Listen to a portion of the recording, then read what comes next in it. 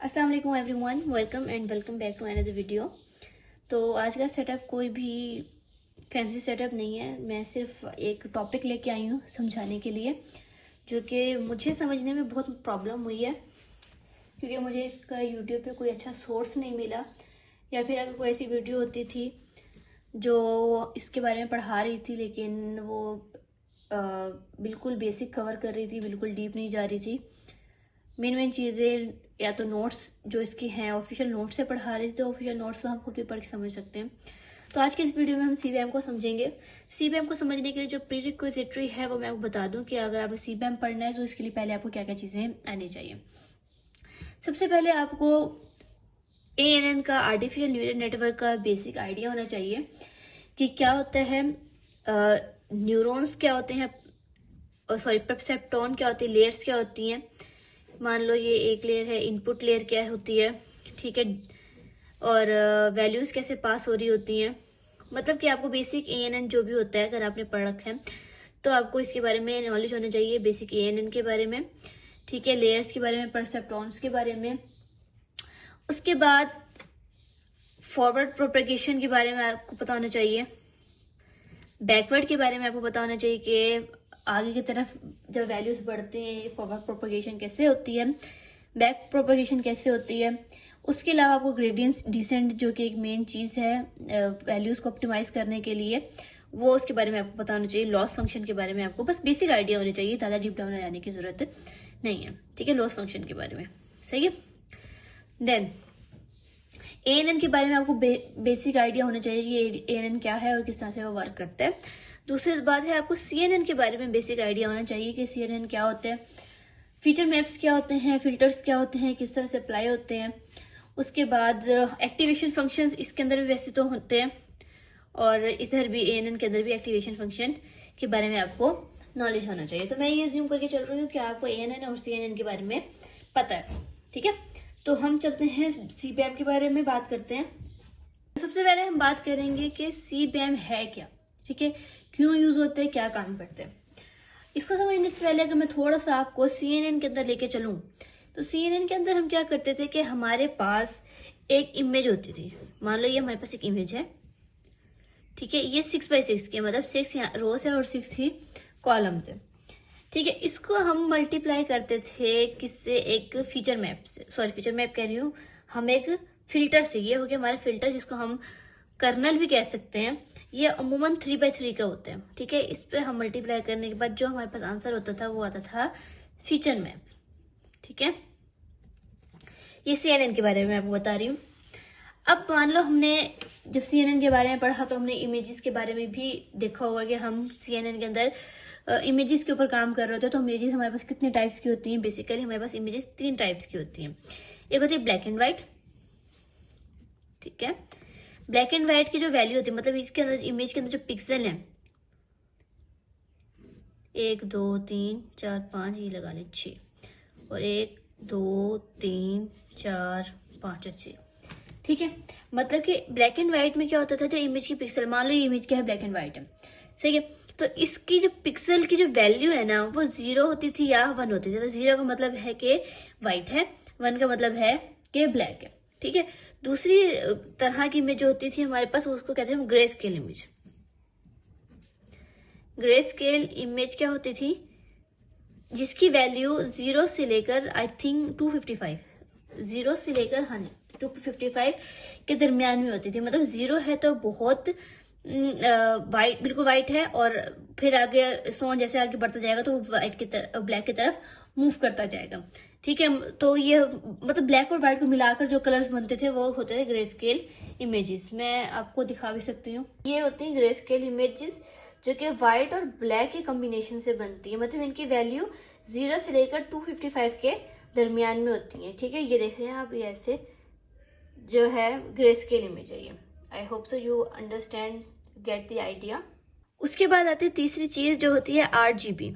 RGB मतलब के red, green और ब्लू के मिक्सचर से जो इमेजेस बनती हैं उसको हम कहते हैं आरजी इमेजेस।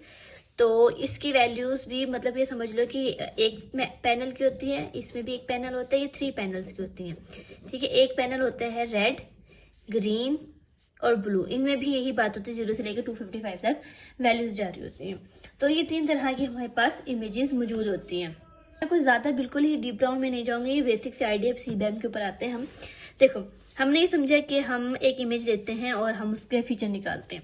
मान लो एक हमारे पास इमेज है कैट की, ठीक है। हमने एक दफा उसको एक न्यूरॉन होता है ना, एक न्यूरॉन से गुजारा, ये हमारे पास 3 न्यूरॉन है, ठीक है। अब एक इससे गुजारा, इससे भी गुजारा और इससे भी गुजारा।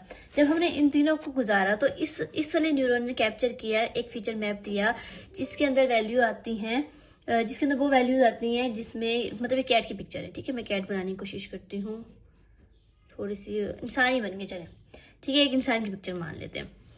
अच्छा, इसने यहाँ पर बैकग्राउंड, इसका बैकग्राउंड को इस न्यूरॉन ने बैकग्राउंड को कैप्चर कर लिया। इस फीचर ने कैप्चर किया ह्यूमन की लेफ्ट या राइट खड़ा, मतलब पिक्चर के अंदर क्या पोजीशन है उसकी। मान लो ये पोजीशन यहाँ खड़ा है, यहाँ खड़ा है, ये कैप्चर कर लिया। और इसने ह्यूमन के फीचर्स, मतलब फेस फीचर्स डिटेक्ट कर लिए कि ह्यूमन का फेस ऐसा होता है, ठीक है। ये ह्यूमन का फेस होता है, ठीक है। अब इस पिक्चर से 3 फीचर निकाल लिए। अब क्या होता है कि हमने जब मॉडल ट्रेन करना होता है तो हमारे पास कुछ फीचर्स होते हैं जो इंपॉर्टेंट होते हैं, कुछ फीचर्स होते हैं जो इंपॉर्टेंट नहीं होते।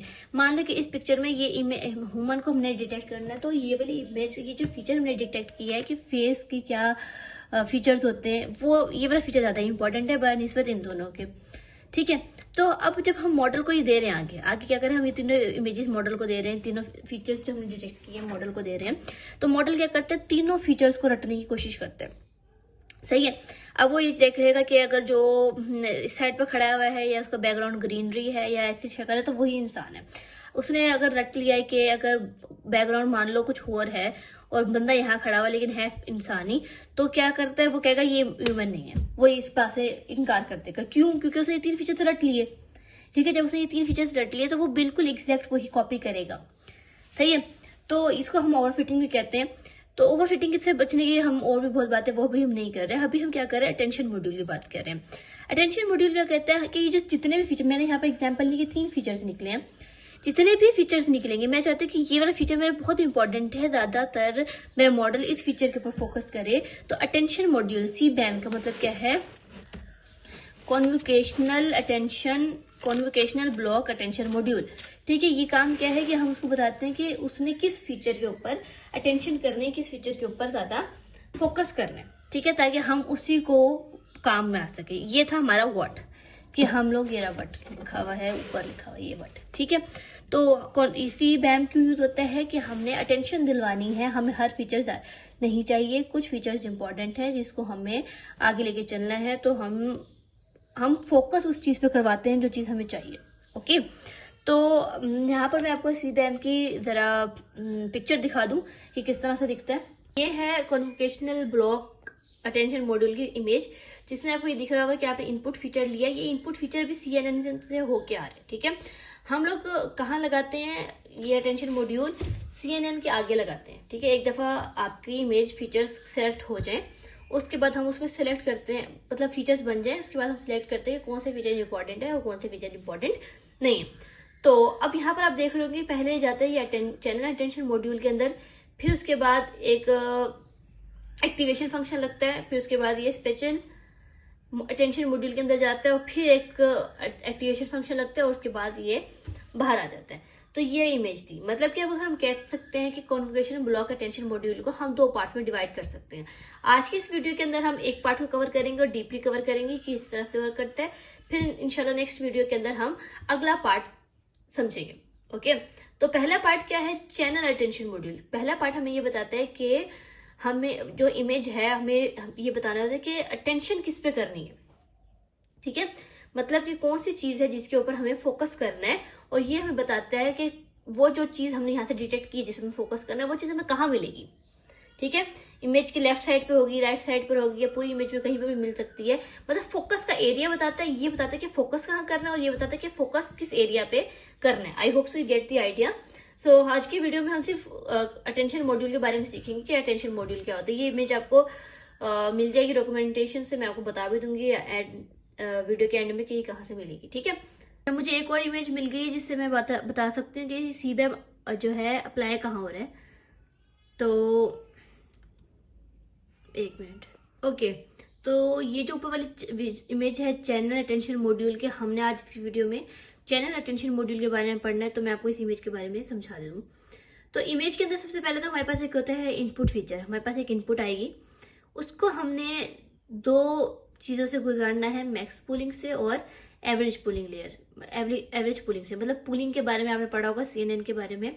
अगर नहीं पढ़ा तो जब हम इसको डिटेल में समझेंगे तो मैं इसको दोबारा रिवाइज करवा दूंगी। अभी मैं आपको बेसिक आइडिया दे रही हूँ कि चैनल अटेंशन मॉड्यूल के अंदर क्या हो रहा होता है। ठीक है, इनपुट लिया, उसको मैक्स पूलिंग से गुजारा और एवरेज पूलिंग से गुजारा।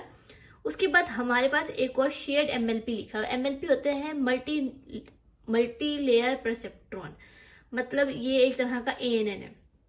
इस ANN के अंदर दो लेयर्स होती हैं। ठीक है, आपने इन दो लेयर से अपना इनपुट गुजारना है और उसके बाद अपने इनपुट के अंदर फिर से आपने जो इनपुट आएगा उसको ऐड कर रहे हैं। ठीक है, ऐड करने के बाद उसके पास एक और एक्टिवेशन फंक्शन लगाना है और देन आपने उसको पास कर देना, तो आपका चैनल अटेंशन मॉड्यूल बन जाएगा। तो ये जो इमेज है इसको आप अच्छे से देख सकते हैं। ये इमेज मैं आपको बता भी दूंगी किधर, ये आई थिंक ये मुझे मीडियम की वेबसाइट से मिली है। Yes, this is from medium. इसको आप सर्च करेंगे तो आपको ये इमेज मिल जाएगी। सही है, तो आई होप सो ये समझ आ गया होगा। मैं आपको इसकी इक्वेशन दिखा देती हूँ कि हमने इसकी इक्वेशन क्या है, जो आपको बिल्कुल अच्छे से समझ आ जाएगी।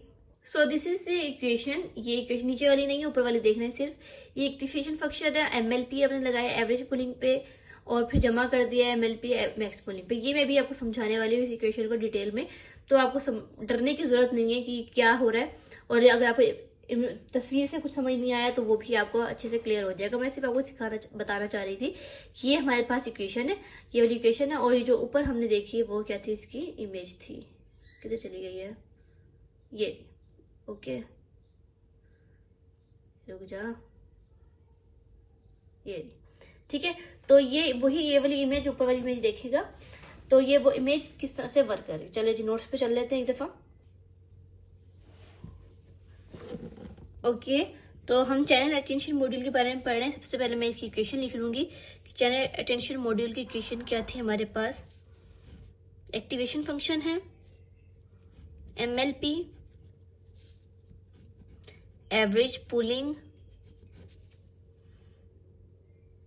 ओहो F पे आना था, plus MLP average max pulling यार, F, और उसके बाद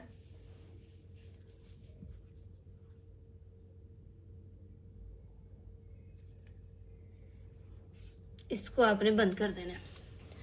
तो ये है आपके पास इक्वेशन। अगर आप ध्यान से देखें तो आपको सबसे पहले एवरेज पुलिंग निकालनी है, ठीक है, और मैक्स पुलिंग निकालनी है। उसके बाद इन दोनों के ऊपर आपने MLP अप्लाई कर देना है। फिर ये दो आंसर आएंगे, ये दो आंसर जो आएंगे आपके पास, इन दो आंसर को आपने ऐड कर देना है। ठीक है, ऐड करने के बाद जो एक आंसर आएगा उसके ऊपर आपने ये एक्टिवेशन फंक्शन अप्लाई कर देना, तो आपके पास ये काम पूरा हो जाएगा।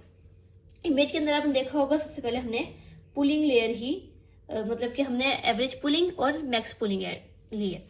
तो इमेज को मैं बनाने की कोशिश कर सकती हूँ कि आपके पास फीचर मैप हो गया। ठीक है, इससे आपने एक क्या है मैक्स पुलिंग ली बनाई और एक एवरेज पुलिंग बनाई। ठीक है, उसके बाद आपने ये आगे मैक्स पुलिंग है, आगे एवरेज पुलिंग है, आगे दो आउटपुट है आपके पास। उसके बाद आपने एक मल्टी लेयर परसेप्ट्रॉन से आपने उसको गुजारा जिसके अंदर दो लेयर्स हैं। उसके बाद फिर आपने इन दोनों को मतलब दोनों अलग अलग डाटा होगा ना, इसको आपने ऐड किया, जो अभी मैंने बताया जो दोनों आंसर आ जाएंगे इनको आप ऐड कर देंगे। ठीक है, ये हमने कर दिया ऐड, और उसका आंसर को हम क्या करेंगे एक एक्टिवेशन फंक्शन से गुजारेंगे। ये एक्टिवेशन फंक्शन है और उसके बाद हमारे पास आंसर आ जाएगा ये। ओके, तो चलिए स्टार्ट करते हैं। पहले हम एग्जांपल ले लेते हैं एक इमेज की। हमारे पास एक इमेज है, तो जब भी हम पहली बात करते हैं ये इनपुट है हमारे पास। ये इनपुट जो होता है ना वो CNN का आउटपुट होता है। ठीक है, जो CNN का आउटपुट है मतलब कि एक फीचर मैप है। ठीक है, वो निकल के आया है हमारा इस चैनल अटेंशन मॉड्यूल का इनपुट है।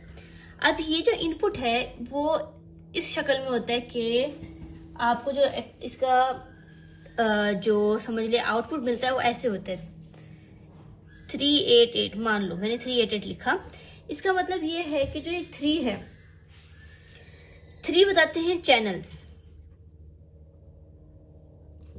ठीक है, कि आपके पास कितने चैनल है? 3 चैनल है। ये चैनल है, इसको हम चैनल कहते हैं। ठीक है, जो भी हमने निकाला था, ये जो फीचर मैप है, मतलब ये 3 चैनल निकले हैं आपके पास। ठीक है, और उसके बाद एक चैनल की हाइट, ये हाइट बता रहा है, और ये क्या बता रहा है? उसकी विड्थ बता रहा है। ठीक है, आपके पास 3 चैनल निकले हैं जिसकी हाइट ये है, हाइट है और कुछ विड्थ है। मान लो कि हमारे पास 88 का है, तो 88 का बड़ा हो जाएगा, मैं 44 का ले लेती हूँ। ठीक है, तो 1 2 3 एंड 4, 1 2 3 एंड 4। एक चैनल ये हो गया, चैनल 1 है 1।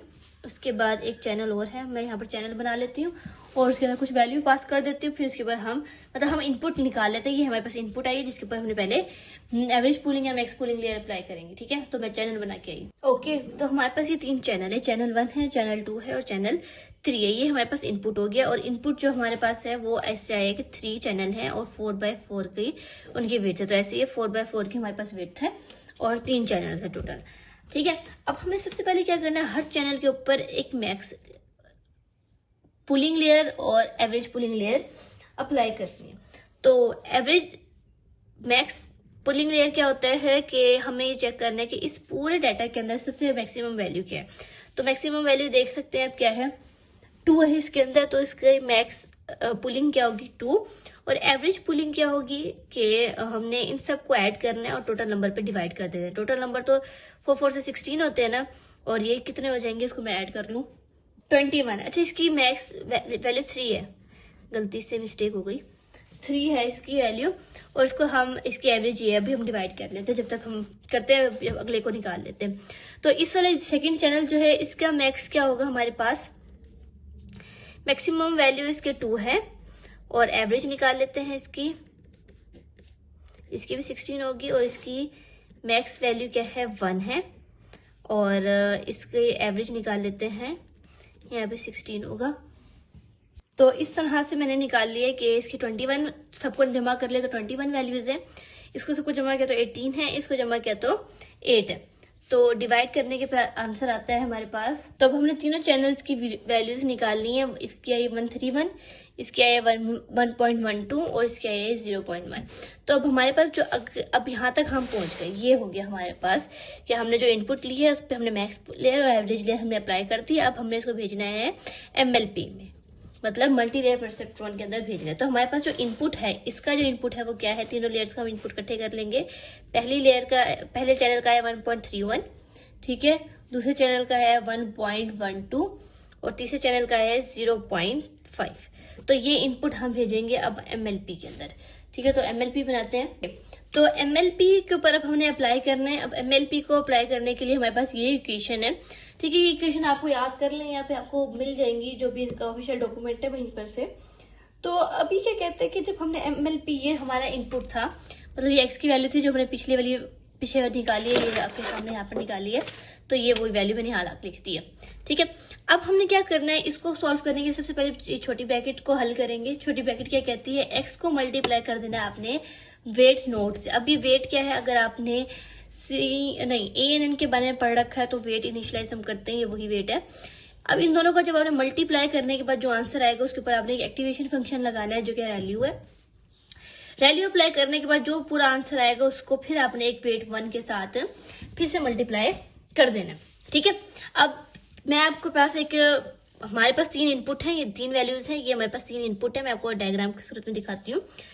तो जो भी MLP के अंदर जब हम अप्लाई कर रहे हैं तो पहली लेयर होगी ना, उसके अंदर हमारे पास 2 परसेप्ट्रॉन होंगे, 2 परसेप्ट्रॉन होंगे। ठीक है, तो हमने हर इनपुट को इससे मल्टीप्लाई करना है।